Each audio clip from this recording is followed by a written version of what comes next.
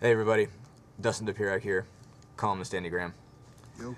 We're on the eve of this thing now. Indiana against Wisconsin tomorrow. Seriously, for the inside track to the Big Ten Leaders Division. Well, not a championship, but the berth in the Big Ten title game. It's a real thing. So it's going to be like 70 degrees tomorrow. It's going to be sunny, the whole bit, and it's real, important, consequential football in Bloomington in November. Yeah, 7 degrees in November. Especially after last weekend, probably will enhance the size of the crowd a bit.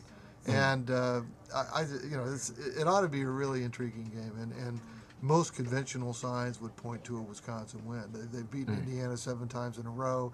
They've averaged 50.6 points per game while doing that during that streak. Of course, part of that is bolstered by the notorious 2010 game, which was 83-20 final. Yeah. But nevertheless, Wisconsin has dominated. But to me, what's interesting about this game, not just that Indiana is probably a somewhat different team, Wisconsin's a somewhat different team. A lot different team. And the biggest X factor going into tomorrow's game for me is Kurt Phillips playing quarterback for Wisconsin. It's his first career start. He's a fifth-year senior who came in highly touted as a very talented kid out of Tennessee. He was a Gatorade Player of the Year down there. And yet, unfortunately, he was afflicted by 3 ACL ligament tears in his right knee, in the same knee. And it really sidetracked his career, obviously. But he's emerged, apparently, as the starter. Wisconsin's had 2 weeks to think about it since Joel Stave, their starting quarterback, sustained a broken collarbone in the Michigan State game. And so, now we've got kind of an unknown factor. I mean, Phillips is a very talented guy. He apparently is running well again.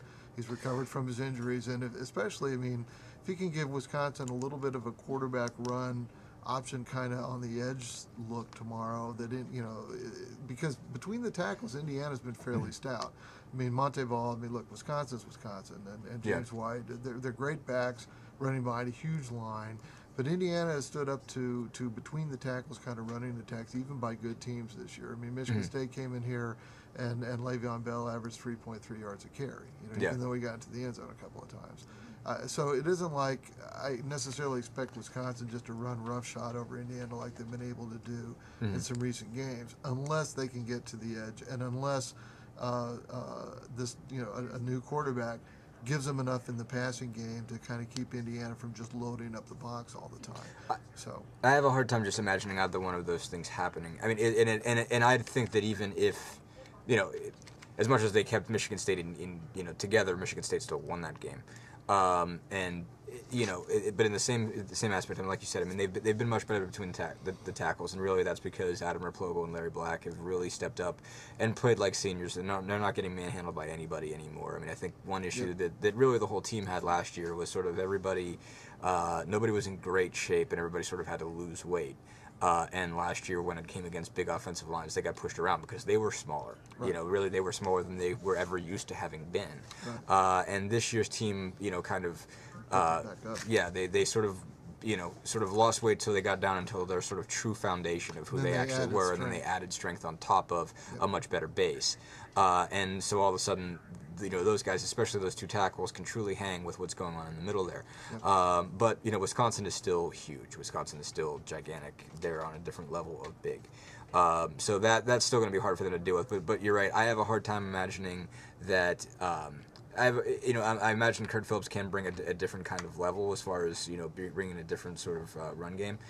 But the guys that have killed them have been truly high level running quarterbacks. Right. Really high-level guys. King Coulter was a phenomenal athlete. Braxton Miller was a phenomenal athlete. Right. Navy does things. Navy just does that triple option game. Keenan Reynolds was pretty good by himself, but it was more so that game is and what even they there, do. Indiana really, controlled their rushing attack for most of that game. Mostly. And, But they did a pretty good job. 24 points. It was a bend but don't break sort of situation. They got gashed on occasion, but they knew they were going to get gashed because it's Navy and that's what they do. Exactly. But even against Illinois, even though they clearly won, they obviously won that game and clearly outperformed Illinois' offense. When Illinois was able to run the ball, it was because Shieldhouse. Nathan Shieldhouse was able to get outside.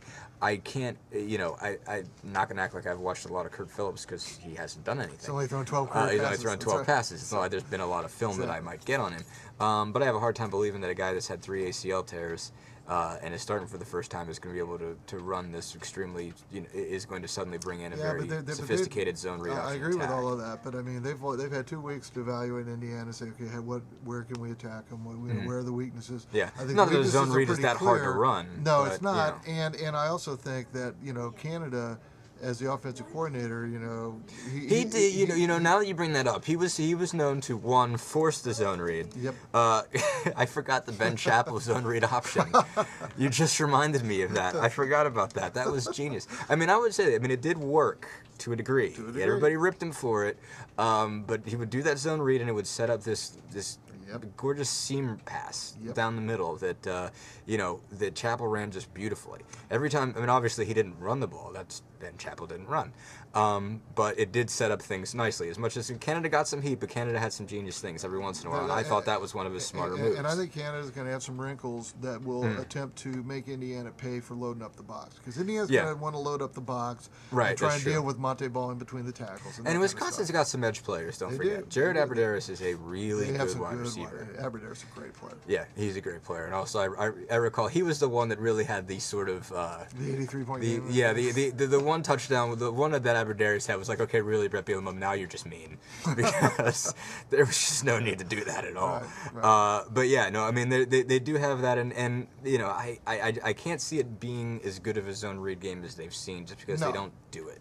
No. At a high level, they don't do it a lot. But you're right, Canada does make that adjustments, has done it in the past, even with quarterbacks who can't run. Yeah, this is a different Wisconsin team. You don't have Wilson at quarterback anymore. No, that's the biggest thing. I think if you had Russell Wilson in this game, I don't think this would be...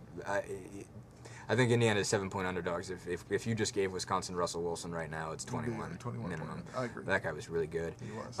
But yeah, no, this is a big one, but it's a big game in a lot of different ways. I think even, as far as I'm concerned, I think they've already accomplished something this year. If they don't win another game, no, I wrote a thing on the blog about that this week. I agree. If they, literally, if they lose out, I think they've got a good shot of going up to Purdue and beating Purdue, especially in the situation Purdue's probably going to be in at that point. But even if they don't get this one, I still think just the fact that they've put themselves in a position to play a consequential game in November. Granted, the reason there is that consequence is because some really, really bad stuff happened at Penn State, and some almost as bad, not almost as bad. No, that's not what I meant at all. But bad stuff also, illegal stuff happened at Ohio State. So that's why they're in this position. More than sort of any other in particular reason, but they still made just huge strides. Well, they showed that it was going to work. That it had a chance to work. After a 1-11 season, the thing they had to do this season coming out was just to show everybody, themselves included, that themselves really more than anyone. That this is really going to that all this hard work, this type of approach is actually going to start paying off. And I think they start seeing it in practice before they even started seeing it on Saturdays, but then they started seeing it on Saturdays. And I think the fans are starting to pay attention too. And that's another reason why tomorrow's a big game. You're going to have I don't know how many people are going to be there, maybe 45,000 or maybe a bit more. With the weather being nice. And a lot of people kind of paying attention around the league too. So if Indiana plays, everybody really, nationally this has become sort of a curiosity story in a way of just how the things sort of started to break this way. But everybody has looked at it and said, you know what, you do got to give Indiana real credit for being in the spot. And they've earned that. And look, Indiana scored at least 24 points in 10 straight games. If they score 24 points tomorrow, they'll be in it, in my opinion. They'll be in it. And if they're in it, playing at home, they might have a chance to win it.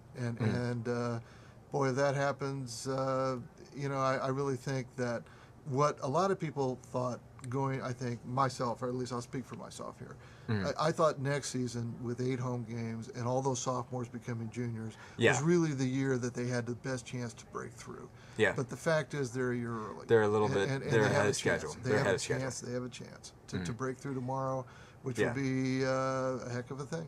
It would. I still wouldn't say it's going to happen, but it's not out of the question. This is not a team that they cannot possibly hang with. We've seen this before. Again, last 2 years it's been 142-27, but this is a lot different. I don't know if they win it, but it's a lot different. I agree. All right, thanks everybody. See you.